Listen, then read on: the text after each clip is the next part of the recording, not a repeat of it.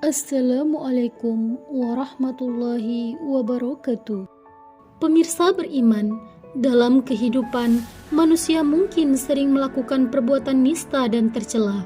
Terkadang, perbuatan tercela tersebut terjadi secara berulang-ulang sehingga membuatnya terbiasa dalam melakukan dosa. Rasulullah SAW telah menyebutkan beberapa orang yang termasuk ke dalam golongan orang yang paling buruk di sisi Allah Subhanahu wa Ta'ala. Lantas, siapa sajakah orang-orang yang disebut sebagai manusia terburuk? Perbuatan apa yang mereka lakukan sehingga mereka disebut sebagai manusia yang paling buruk? Inilah ulasannya. Pemirsa beriman, Al-Quran telah menjelaskan dan memberi peringatan tentang akhlak yang buruk atau tercela karena dapat merusak iman seseorang. Sikap tercela disebut juga dengan akhlakul mazmumah dan juga dapat disebut akhlakus sayyi'ah, yang artinya sikap dan perilaku yang dilarang oleh Allah Subhanahu wa Ta'ala atau tidak sesuai dengan syariat yang diajarkan oleh Rasulullah SAW. Berikut adalah manusia yang termasuk ke dalam golongan orang yang paling buruk karena melakukan perbuatan nista dan tercela. Pertama, manusia yang bermuka dua. Rasulullah SAW bersabda, "Kalian akan mendapati seburuk-buruk manusia adalah orang-orang yang bermuka dua. Dia mendatangi kelompok yang ini dengan satu wajah dan mendatangi kelompok lainnya dengan dua wajah lain pula." Hadis riwayat Bukhari dan Muslim. Dalam sejarah Islam sendiri, tercatat bagaimana perilaku orang-orang munafik yang bermuka dua tersebut. Mereka mengaku beriman manakala mereka bersama-sama dengan kaum mukminin. Namun ketika ia kembali ke kelompoknya, mereka kembali pada kekufurannya, bahkan membocorkan rahasia kekuatan Islam. Oleh sebab itu, orang-orang munafik yang bermuka dua ini lebih berbahaya dari kafir yang memang telah jelas menampakkan kekafirannya. Allah Subhanahu wa Ta'ala berfirman, "Sesungguhnya orang-orang munafik itu ditempatkan pada tingkatan yang paling bawah dari neraka, dan kamu tidak akan mendapat seorang penolong pun bagi mereka."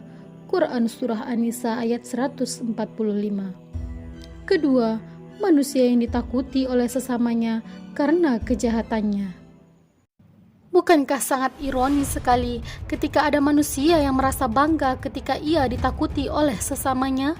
Bahkan ia dijauhi dan dihindari oleh orang lain karena takut akan kejahatannya. Padahal semestinya ia sadar bahwa sebenarnya dia tergolong manusia yang paling buruk di mata Allah Subhanahu wa Ta'ala dan juga Rasulullah SAW.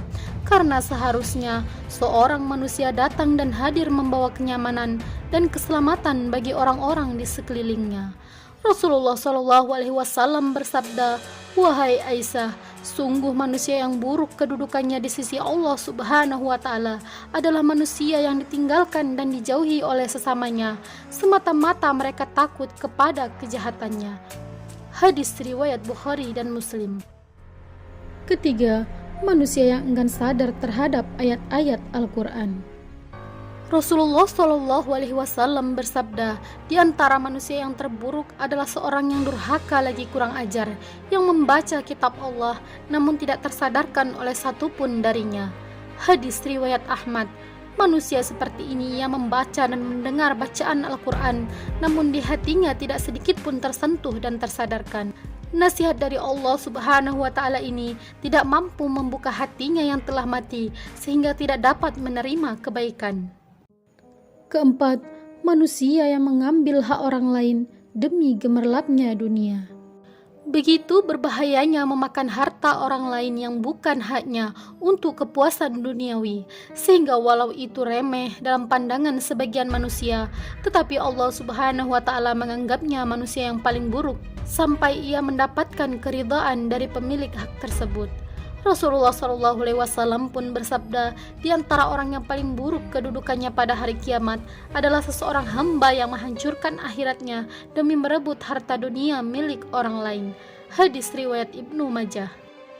Kelima, manusia yang panjang umurnya tapi jelek amal perbuatannya. Umur yang diberikan Allah Subhanahu wa Ta'ala kepada manusia adalah amanat yang harus dijaga dengan baik. Karenanya harus diisi dengan kebaikan-kebaikan dan amal yang soleh.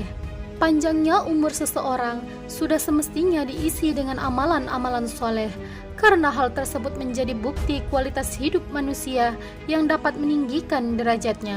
Namun sebaliknya, umur yang panjang tidak akan bernilai sama sekali jika tidak diisi dengan amalan-amalan soleh. Bahkan, boleh jadi hanya menjerumuskan mereka ke dalam azab Allah Subhanahu wa Ta'ala. Nabi SAW bersabda, suatu hari seseorang bertanya kepada Rasulullah SAW, orang seperti apakah yang paling baik? Beliau pun menjawab, orang yang panjang umurnya dan baik amalannya. Kemudian ia bertanya lagi, lalu seperti apa orang yang paling buruk? Beliau menjawab, orang yang panjang umurnya tetapi jelek amal perbuatannya. Hadis riwayat Tirmizi. Keenam, manusia yang tidak bisa diharapkan kebaikannya justru malah tidak aman dari keburukannya. Hal ini berdasarkan hadis Rasulullah SAW, yang terbaik di antara kalian adalah orang yang bisa diharapkan kebaikannya dan dirasa aman dari keburukannya. Sedangkan orang yang terburuk di antara kalian adalah orang yang tidak bisa diharapkan kebaikannya dan justru tidak bisa dirasa aman dari keburukannya. Hadis riwayat Tirmizi. Pemirsa beriman, ada beberapa faktor penyebab manusia melakukan perbuatan tercela, yaitu karena kecintaannya kepada dunia dan isinya, kecintaannya kepada sesama manusia seperti anak, istri, keluarga, dan yang lainnya, sehingga melalaikan kewajibannya kepada Allah Subhanahu wa Ta'ala. Kemudian karena godaan setan, dan yang terakhir karena nafsu yang cenderung mengarah kepada ketidakpuasan dan keburukan. Wallahu alam bisawab. Pemirsa beriman, dukung channel ini agar terus dapat menebar manfaat dengan cara klik like, subscribe, dan share. Wassalamualaikum warahmatullahi wabarakatuh.